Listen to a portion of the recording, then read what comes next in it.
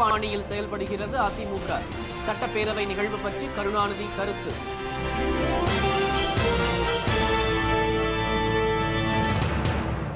வணக்கம்.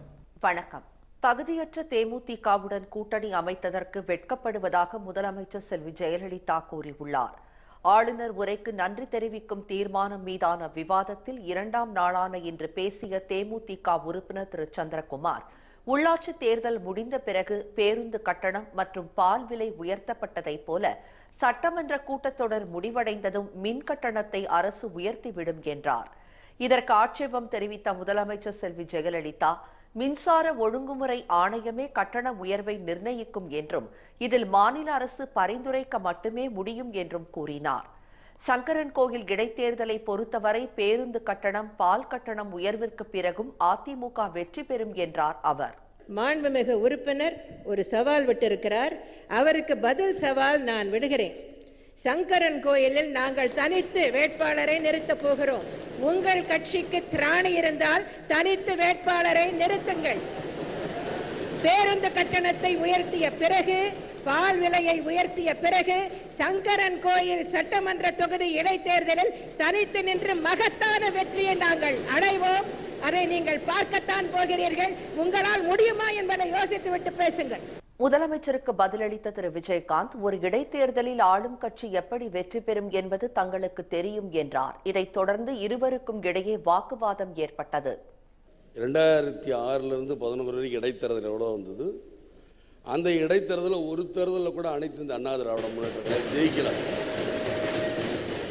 இன்னைக்கு வந்துட்டு நான் சங்கரங்கோயிலை ஜெயிப்பேன் சவால் விடுறது ஆளுங்கட்சியாக இருந்தால் கலைஞரை சொன்னால் போன தடவை எப்படி ஜெயிச்சாருன்னு அவங்களுக்கு தெரியும். இப்போ நீங்களே எப்படி ஜெயிக்க போறீங்கிறதா, அனைத்து இந்த அண்ணா திராவிட எப்படி ஜெயிக்க போறங்கிறது தயவு செய்து பேசி முடிச்சு நம் அமைச்சர் பேசுறாங்க. மாண்பு முதலமைச்சர். பேரவைத் தலைவர் அவர்களே, தேர்தல் அறிவிக்கப்படுவதற்கு முன்பாகவே மாண்புமிகு எதிர்க்கட்சி தலைவர் தோல்வியை ஒப்புக்கொண்டு விட்டார். மாண்பு எதிர்க்கட்சி தலைவர், நாங்கள் தோல்வியை ஒப்புத்துக்கல, கேட்டதுக்கு மட்டும்தான் பதில். பேரவைத் தலைவர்களே, நாங்க என்ன கேட்டோம் அதற்கு மட்டும்தான் பதிலை தவிர சங்கரங்கள்னா பெண்ணகரத்துல ஏன் தோத்தீங்க சொல்லுங்க. அப்போது அதிமுக உறுப்பினர்கள் எழுந்து திரு விஜயகாந்தை அமரும்படி குரல் எழுப்பினார்கள். கையை நீட்டி பேச வேண்டாம் என்று அதிமுகவினரை பார்த்து திரு விஜயகாந்த் கூற, இருதரப்பினரும் ஒருவருக்கு ஒருவர் எதில் குரல் எழுப்பியதால் அவையில் கூச்சல் குழப்பம் நிலவியது. பலமுறை கேட்டுக்கொண்ட பிறகும் இருக்கையில் அமராததால் தேமுதிக உறுப்பினர்களை வெளியேற்ற அவைத்தலைவர் உத்தரவிட்டார்.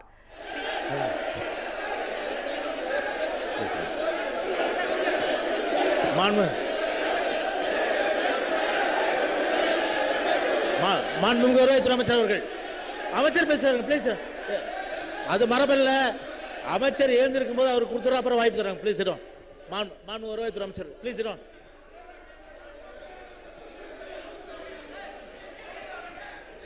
மாண்புமிகு பேச இங்க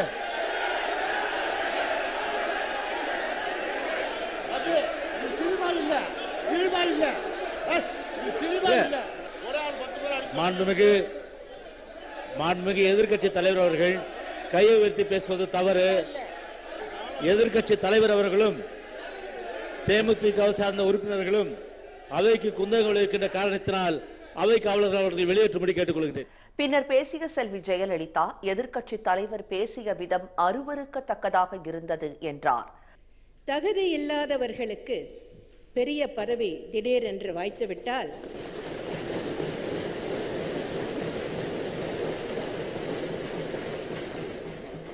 அவர்கள் எப்படி நடந்து கொள்வார்கள் என்பதற்கு எடுத்துக்காட்டாக இன்று எதிர்க்கட்சி தலைவரின் நடவடிக்கைகள் அமைந்திருந்தன. அனைத்து இந்திய அண்ணா திராவிட முன்னேற்ற கழகத்திற்கு கடந்த சட்டமன்ற தேர்தலில் கூட்டணி இருந்தாலும் கூட்டணி இல்லாவிட்டாலும் இதே முடிவைத்தான் நாங்கள் பெற்றிருப்போம். தேமுதிகவின் அதிர்ஷ்டம், எங்களுடன் அவர்கள் கூட்டணி சேர்ந்தார்கள். அதனால்தான் அவர்களுக்கு 41 இடங்கள் ஒதுக்கப்பட்டன. அதனால்தான் இத்தனை சட்டமன்ற உறுப்பினர்கள் இன்று இந்த அவையில் வந்து தேமுதிகவின் சார்பில் அமர்ந்திருக்கிறார்கள்.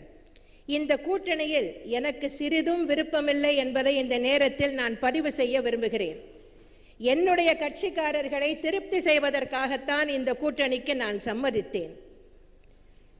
இந்த கூட்டணி அமையாவிட்டாலும் அனைத்து இந்திய அண்ணா திராவிட முன்னேற்ற கழகத்திற்கு எந்த பாதிப்பும் ஏற்பட்டிருக்காது.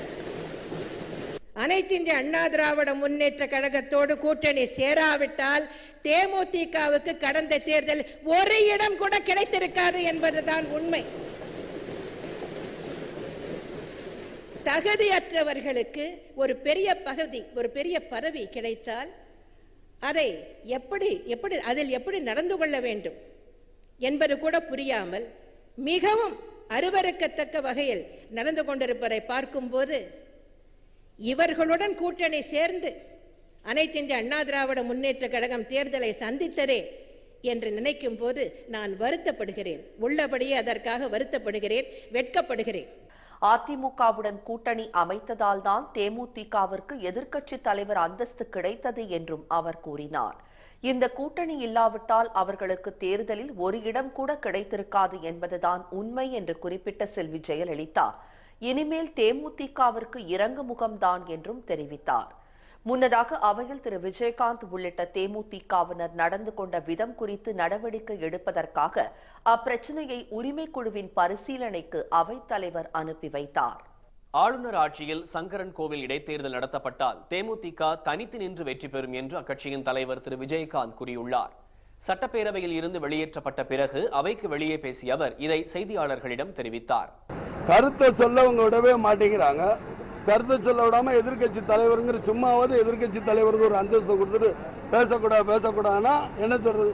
முதலமைச்சருக்கு அடுத்தபடியா எதிர்கட்சி தலைவருங்கிறாங்க. கேட்டா எதிர்கட்சி தலைவர் பேசும்போது எல்லா மந்திரிங்க போ நான் உட்கார்றேன், ஆனால் என்னையும் பேச அனுமதிக்க வேண்டாம்.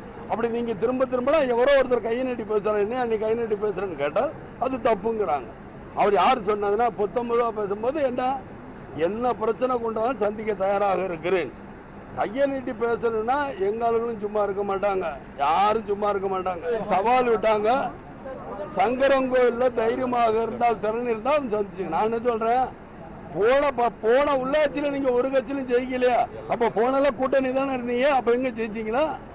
இன்னைக்கு உள்ளாட்சியில இருந்து திறன் இருந்தால் ஜெயிங்கன்னா இன்னைக்கு ஆளுங்கட்சியா நீங்க 1008 குத்தம் பண்ணுவீங்க.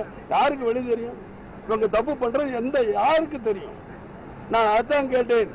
உள்ளாட்சியில நாங்க ஏதாவது வன்முறை நடந்ததா, இடத்துல நடந்ததா, அதிகாரம் அடிச்சு நீங்க பண்ணது யாருக்கு தெரியும்? கவர்னர் ஆட்சி வரட்டு நின்று பாருங்க தேர்தல, அப்ப சந்திப்போம். திறன் யாருக்கு திறன் இருக்கா இல்லையான்னு இன்னைக்கு பேசுறாங்களே ஜெயலலிதா, அன்னைக்கு பேசுற திறன் இருக்கா இல்லையான்னு. இன்னைக்கு உள்ளாட்சியில் நாங்க ஜெயிச்சுங்கிறாங்க. போன இடைத்தேர்தல ஒரு தேர்தலில் கூட அவங்க ஜெயிக்கல. டெபாசிட் போன பெண்ணகரத்தை மறந்துட்டாங்க. அதாவது தமிழ்நாட்டிலே முதலமைச்சர்னு தோத்த வரலாறு ஜெயலலிதா அவர்கள் தான் பருவூர்ல தோத்தாங்க. இதுக்கு மேல என்ன பண்ணும்? இதை பத்தி சொன்னா அவங்க பேசுறதுக்கு யார் பேசுறாலும் மந்திரி பேசும்போது எந்திரிக்க சபாநாயகத்தோட ஒத்துக்கிறேன், சந்தோஷம். பேசக்கூடாது. அதற்காக எங்களை எதையுமே பேச விடாம மந்திரி பேசுறான்னு என்ன பேசுறோங்கிற எங்களோட கருத்தை கேட்கணும். கருத்தை சொல்ல அவங்க விடவே மாட்டேங்கிறாங்க. தேர்தலில் அதிமுக தோல்வி அடைந்த போதெல்லாம் மின்னணு வாக்குப்பதிவு இயந்திரத்தை செல்வி ஜெயலலிதா குறை கூறியதை திரு விஜயகாந்த் சுட்டிக்காட்டினார். இப்போது மட்டும் அதை பற்றி எதுவும் பேசாமல் மௌனமாக இருப்பது ஏன் என்றும் அவர் வினவினார். எதிர்க்கட்சிகளை எப்படி நடத்துவது என்பதற்கு அதிமுகவிடம் தனி பாணி இருப்பதாக திமுக தலைவர் திரு மு கருணாநிதி கருத்து தெரிவித்துள்ளார். சென்னை அண்ணா அறிவாலயத்தில் அவர் இன்று செய்தியாளர்களுக்கு பேட்டியளித்தார். அப்போது சட்டப்பேரவையில் எதிர்க்கட்சிகளுக்கு பேசுவதற்கு கூட ஆளும் அதிமுக வாய்ப்பு தருவதில்லை என்ற புகார் குறித்து அவரிடம் கேட்கப்பட்டது. இதற்கு பதிலளித்த திரு கருணாநிதி அதிமுகவிடம் தனி பாணி இருப்பதாக கூறினார். சட்டப்பேரவையில் இருந்து தேமுதிகவை வெளியேற்றியதோடு அக்கட்சியுடன் கூட்டணி வைத்ததற்கு வருத்தப்படுவதாக முதலமைச்சர் செல்வி ஜெயலலிதா கூறியிருப்பது பற்றியும் செய்தியாளர்கள் கேட்டனர். இது பற்றி எதுவும் பேச விரும்பவில்லை என்று திரு கருணாநிதி பதிலளித்தார்.